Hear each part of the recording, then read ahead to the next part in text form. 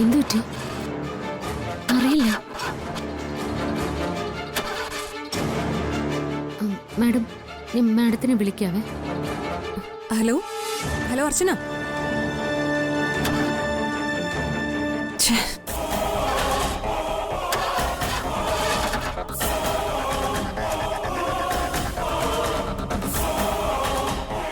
Hello Shibu, ഇവിടെ കാടിനുള്ളില് പരുന്തുംപാറ എന്നൊരു സ്ഥലമുണ്ടോ? അങ്ങനെ ഒരു സ്ഥലം ഉണ്ടോന്നും അവിടെ പൂട്ടിക്കിടക്കുന്ന ഒരു കെട്ടിടം ഉണ്ടോന്നും വേഗം അന്വേഷിക്കണം. ഫോറസ്റ്റ് ഡിപ്പാർട്ട്മെന്റിൽ നിന്ന് വിളിച്ചിട്ട് വേഗം തിരിച്ചു വിളിക്കും.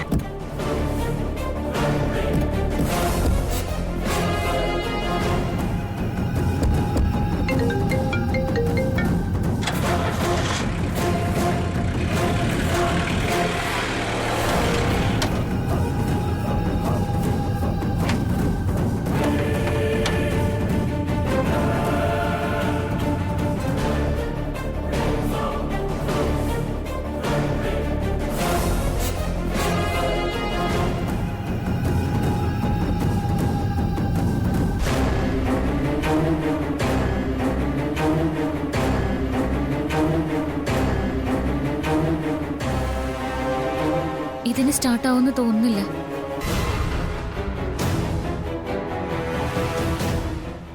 വേറെ വണ്ടിയൊന്നും കാണുന്നുമില്ലല്ലോ. ഒരു കാര്യം ചെയ്യാം, വേറെ വണ്ടി കിട്ടുന്നവരെ നമുക്കിവിടെ വെയിറ്റ് ചെയ്യാം. അല്ലെങ്കിൽ ഇവിടെ അടുത്ത് വർക്ക്ഷോപ്പ് വല്ലതും ഉണ്ടോന്ന് നോക്കാം. ഈ സ്ഥലം കണ്ടിട്ട് ഇതിന് രണ്ടിനും കുറച്ച് സമയം എടുക്കുന്ന തോന്നുന്നു. വഴിയിൽ പോലും ആരെയും കാണുന്നില്ലല്ലോ. നമ്മള് നിന്ന് താമസിക്കും തോറും ചിലപ്പോ അത് അപകടമാവും. അതുകൊണ്ട് നമ്മള് നടന്നു തുടങ്ങുന്നതാ ബുദ്ധി. നടക്കാനോ? ഇവിടുന്ന് കുറെ ദൂരം ഉണ്ടെന്നല്ലേ പാർവതി പറഞ്ഞത്? അതെ, ഇവിടുന്ന് കുറച്ചുകൂടി മുമ്പോട്ട് പോയാ ചന്തയിലേക്ക് ഒരു ഇടവഴിയുണ്ട്. ആ വഴി പോയി ചന്തയിൽ കയറി അപ്പുറത്തിറങ്ങിയ അവിടുന്ന് എന്തെങ്കിലും വണ്ടി കിട്ടും. എങ്കിൽ പിന്നെ താമസിക്കണ്ട, നമുക്ക് വേഗം പോവാം. കുറച്ച് നടക്കണമെന്നല്ലേ ഉള്ളൂ, അല്ലാതെ ഇവിടെ നിന്നിട്ട് ഇപ്പൊ എന്താ പ്രയോജനം? എന്നാ വാ, നമുക്ക് നടക്കാം.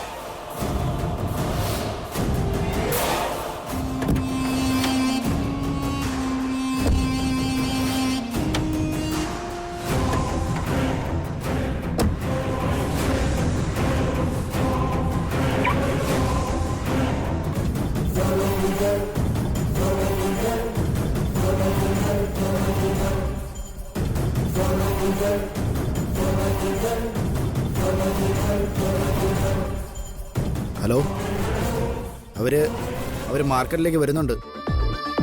നമ്മളായിട്ടൊന്നും ചെയ്യേണ്ടി വന്നില്ല, അവരുടെ കാറ് തന്നെ പണി കൊടുത്തു.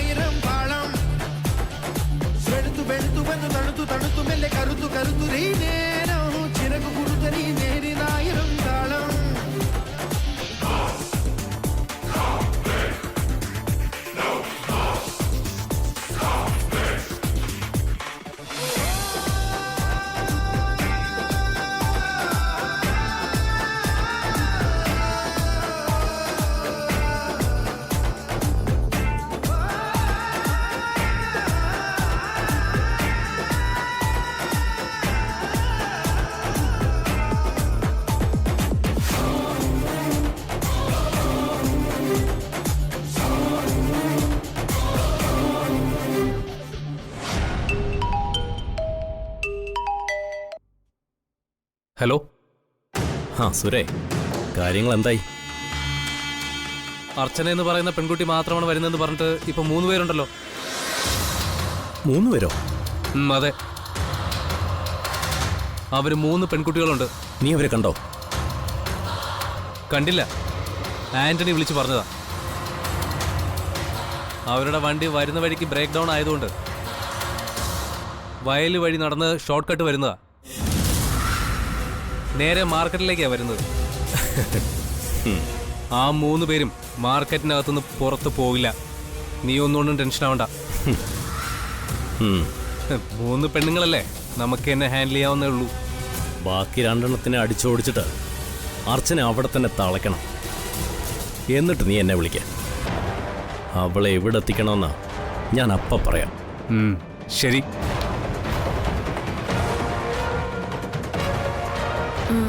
എന്താ, എന്തെങ്കിലും പ്രശ്നമുണ്ടോ? അർച്ചന വീട്ടിൽ നിന്ന് ഒറ്റയ്ക്കാണ് ഇറങ്ങിയതെന്നാ ധനുഷ് സാർ പറഞ്ഞത്. ഇപ്പോ അവളോടൊപ്പം മറ്റു 2 സ്ത്രീകൾ കൂടി ഉണ്ടെന്നാ സുര വിളിച്ചു പറഞ്ഞു.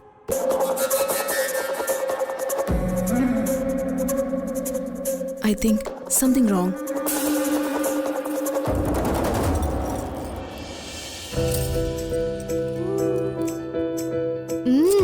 അടിപൊളിയായിട്ടുണ്ട്.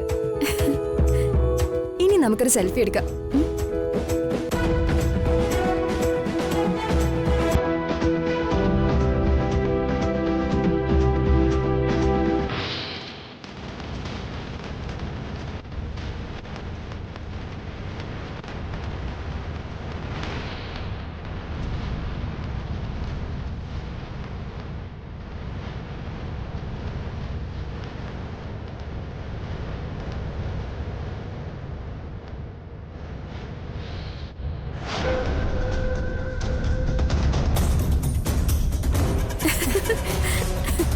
നീയും ധനുഷും നല്ല ചേർച്ചയായിരിക്കും.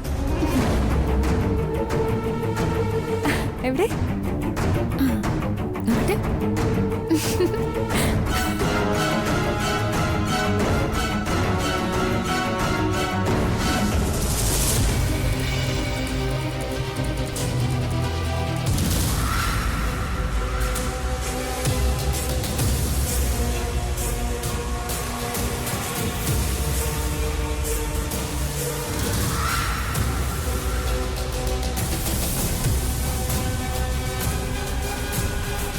എങ്ങനെയുണ്ട്? എന്നോട് തന്നെ നീ ഇത് ചോദിക്കണം. നീ എന്നോട് എങ്ങനെയുണ്ടെന്ന് ചോദിച്ചത് നിനക്ക് വിവരമില്ലാത്തോണ്ടാ. ഞാനതിന് മറുപടി പറയാത്തത് എന്റെ മര്യാദ. ഞാനിപ്പോ ഇങ്ങോട്ട് വന്നത് മണവാളനായി നിൽക്കുന്ന നിന്റെ ലുക്കിന് മാർക്കിടാൻ വേണ്ടിയല്ല, എല്ലാം ഒന്നും കൂടി ഓർമ്മിപ്പിക്കാനാ. നീ എന്നോട് പറഞ്ഞൊക്കെ നിനക്ക് ഓർമ്മയുണ്ടല്ലോ അല്ലേ?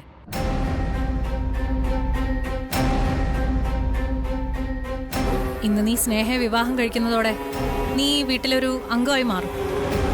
എത്രയും വേഗം നമ്മൾ വന്ന കാര്യവും തീർത്തിട്ട് എങ്ങനെയെങ്കിലും ഈ നാട് വിടണം. എവിടെയെങ്കിലും പോയി നമുക്ക് നമ്മുടെ ജീവിതം ജീവിക്കുകയും വേണം. ഇതൊക്കെ നീയായിട്ട് എന്നോട് പറഞ്ഞിട്ടുള്ളതാ. ഇത്രയും വാക്കുകളിൽ നീ ഇപ്പോഴും ഉറച്ചു നിൽക്കുന്നുണ്ടോ,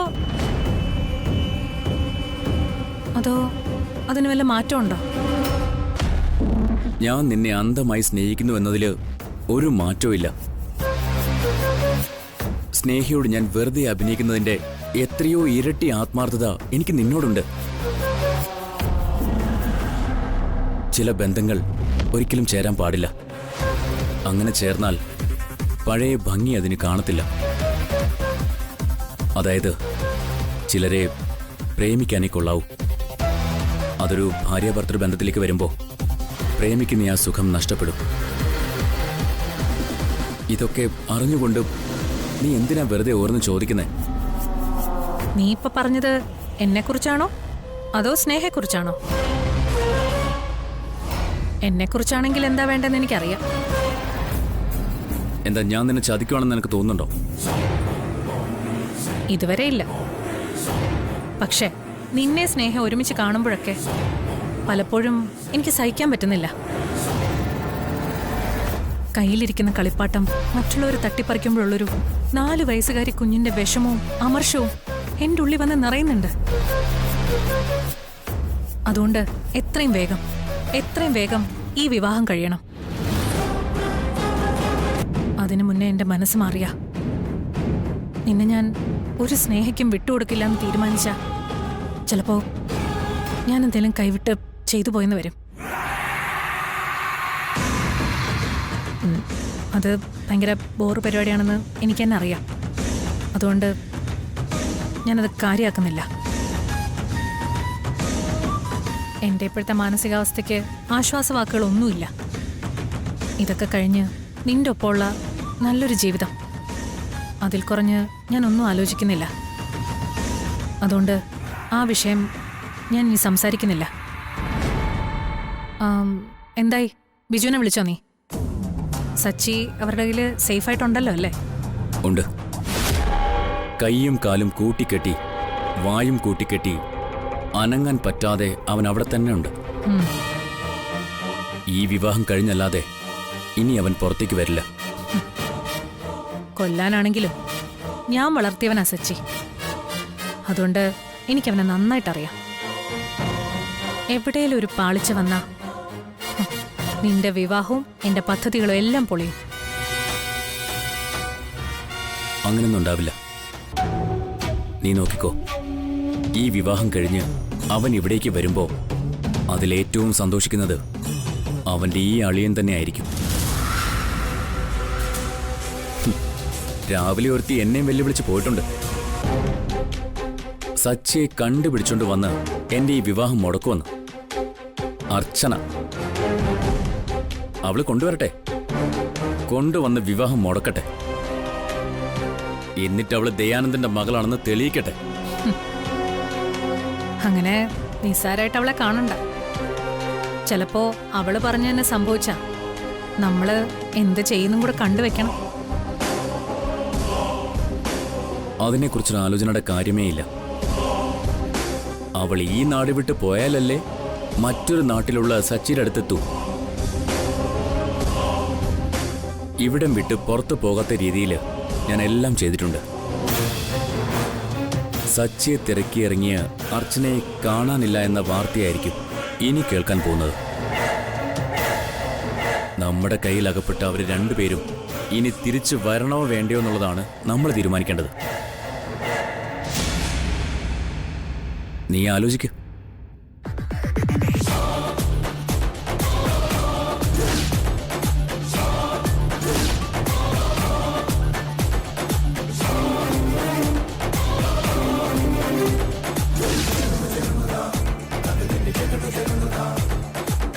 കോടിമലകേറി കോടി നദി താണ്ടി യാതനയിലൂടെ വേദനയിലൂടെ നിഴലുകൾ പോലും കാണുവാൻ വയ്യ. പാതിരാമായി നേരമിത് നേരം അങ്ങകലയകലയായി ഇരുളുമിരുളിലായി ശിലകൾ അറിയുമാ കഥയുടെ കടലെവിടെ.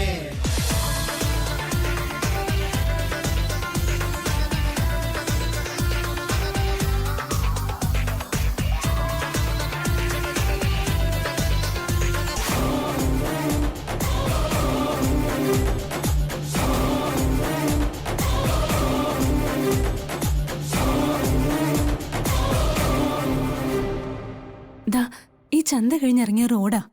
അവിടുന്ന് നമുക്ക് ഏതെങ്കിലും വണ്ടി നോക്കാം. വാ.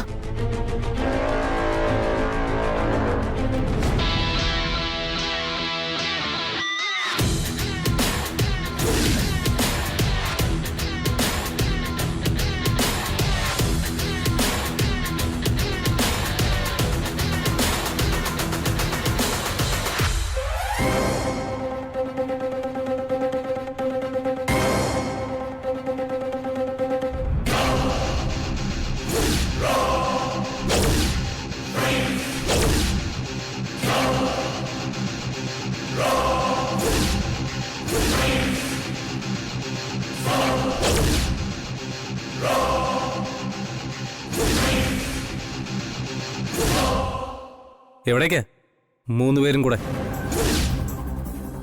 ഞങ്ങൾ പോകുന്ന സ്ഥലമൊക്കെ നിങ്ങളോട് പറയണോ? വഴിന്ന് മാറും. അങ്ങനെ അങ്ങ് പോയാലോ? ഈ കൂട്ടത്തിൽ ആരാ അർച്ചന?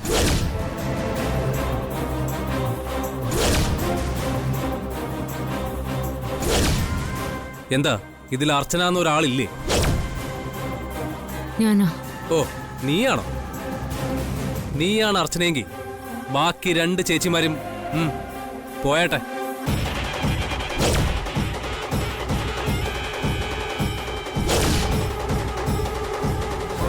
ഞങ്ങൾക്ക് അർച്ചന ചേച്ചിയുമായിട്ട് ഒരു ഡീൽ ഉറപ്പിക്കാനുണ്ട്.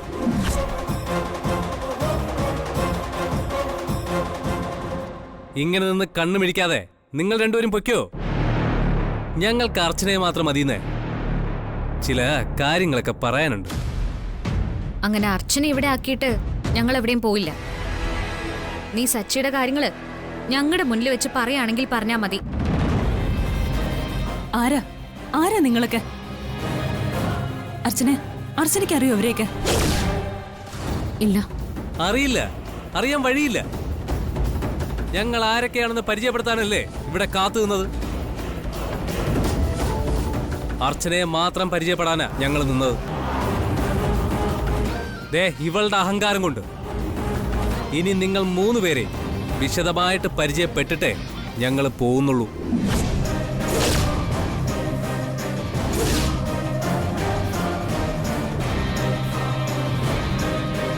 പിടിക്കടാ.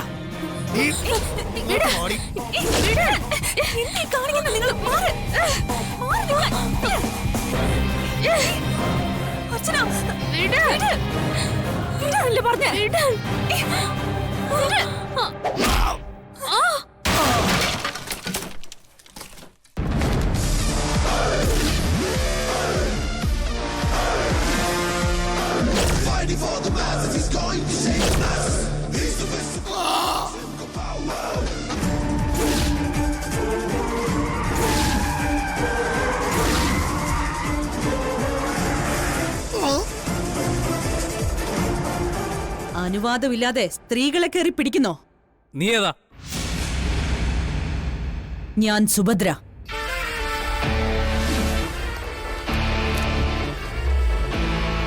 നിന്റെ മുന്നിൽ വെച്ച് ഇവരുടെ ദേഹത്ത് തൊട്ടാ നിനക്ക് പൊള്ളുവെങ്കിൽ ഇത്രയും പേരുടെ മുന്നിൽ വെച്ച് നിന്നെയാ പിടിക്കാൻ പോകുന്നത്. നിനക്ക് കുറച്ച് കൂടുതൽ പൊള്ളട്ടെ.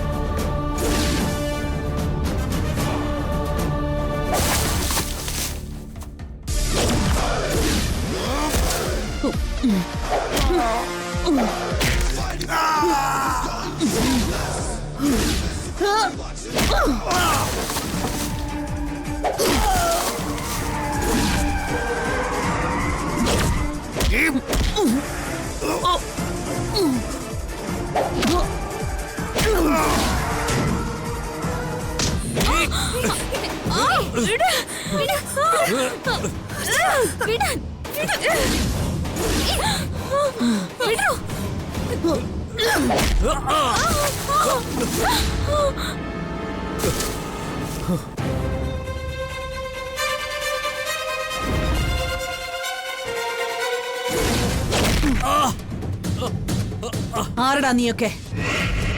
ഇവരെന്തിനാ നീയൊക്കെ ഉപദ്രവിച്ചത്? മിന്നൽ ബിജു പറഞ്ഞിട്ടാ.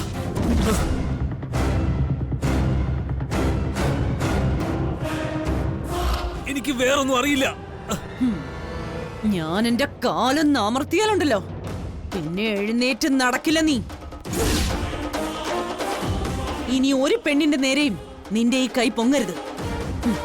ഞാൻ ഈ പറഞ്ഞത് മനസ്സിലാക്കാനും മറക്കാതിരിക്കാനും കുറച്ചു ദിവസം നീ നിന്റെ വലത് കൈ കൊണ്ട് ചോറ് വാരി തിന്നണ്ട.